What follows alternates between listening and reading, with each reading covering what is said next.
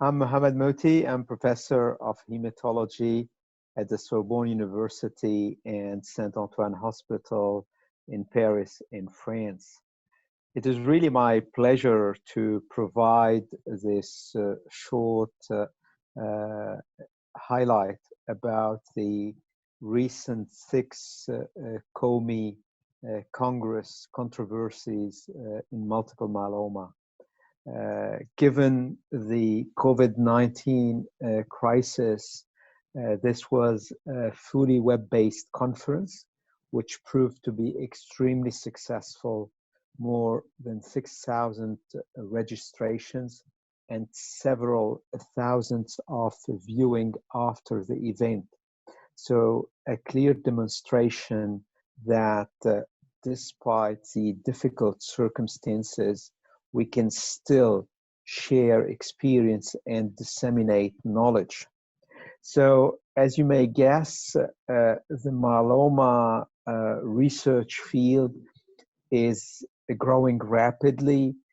We see lots of advances, new drugs, a better understanding of the pathophysiology, lots of randomized trial. It will take me hours to discuss all the topics that were debated during COMy. However, I'd like to emphasize some new and very hot topics. For instance, we had a debate about whether we should treat or not all patients with smoldering multiple myeloma or high-risk smoldering multiple myeloma. I think this is really a very highly controversial topic. There are pros and cons. Dr. Rajkumar did his best to show the available research evidence, the current randomized trial, which are in favor of treating these patients. On the other hand, Professor Leleu also provided some nice arguments highlighting why maybe we should not treat all of these patients. And I believe this remains a very open question. Another huge highlight of the COMy Congress was about the role and prognostic impact of measurable residual disease, MRD. We had even a satellite lunch symposium dealing with MRD in multiple myeloma. I think we do have accumulating evidence suggesting that MRD is becoming now a key parameter in terms of evaluation of the response to myeloma, but also likely will allow to guide the decision-making process.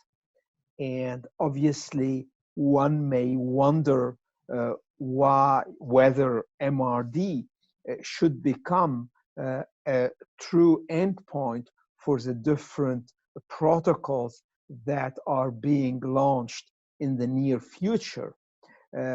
Obviously, there is no final answer to this, but I believe this probably would represent a turning point in the field of multiple myeloma. The other important moving field is about the transplant eligible patient.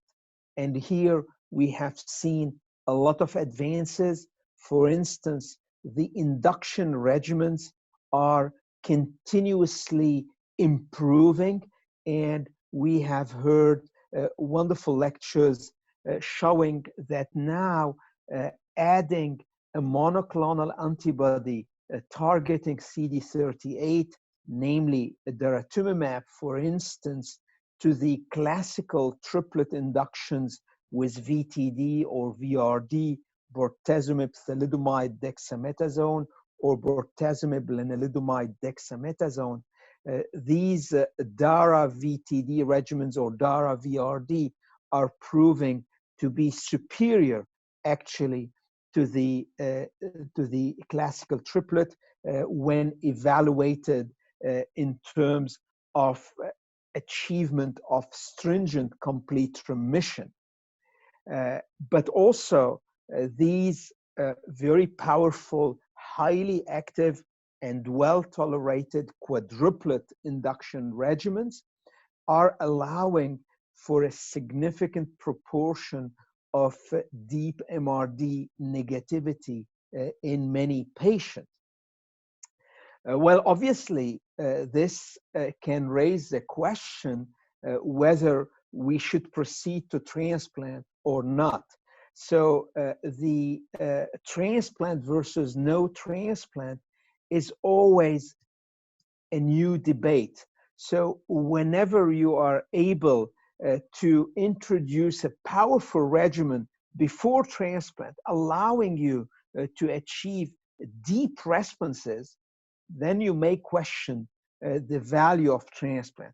And we had debates and lots of discussions during the Q&A sessions. Several Q&A sessions were held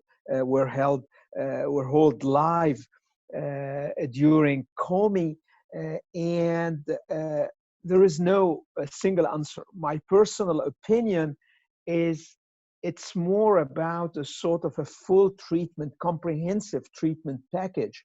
And I would say I would favor the fact that we need to put together all the modern and powerful interventions in order to improve patient outcome.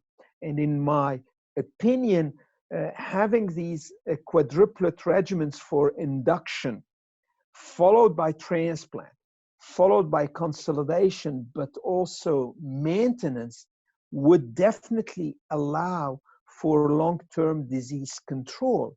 And I'm optimistic that mainly in the standard risk cytogenetic myeloma patient will probably have really long-term survival and likely sort of a functional cure.